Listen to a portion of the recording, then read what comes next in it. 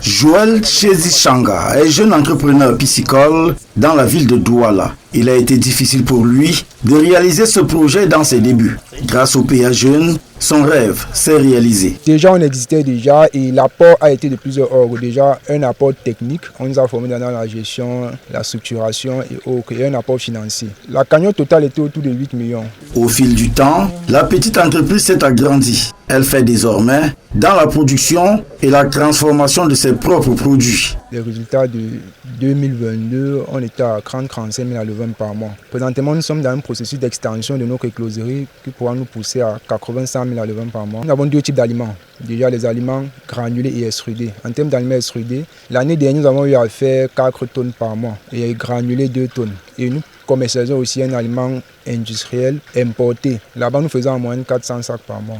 En termes d'infrastructure, de vente, c'est aléatoire, mais on peut dire que nous sommes autour de 50 bacs vendus par mois. Grâce au PA Jeunes, plusieurs jeunes Camerounais ont bénéficié d'accompagnement et ont ainsi pu s'auto-employer. Pour les plus perspicaces, ils sont devenus employeurs. Le littoral à lui seul compte 584 projets financés dans ces 4 bassins du Mungo, Djibombari, Pouma et Ndom.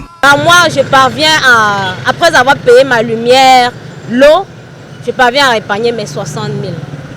Et je paye celle avec qui on est en activité maintenant. J'ai le mien. L'incubation nous a permis d'apprendre beaucoup de choses. Et du coup, on est mieux armé pour pouvoir asseoir les bases de l'activité.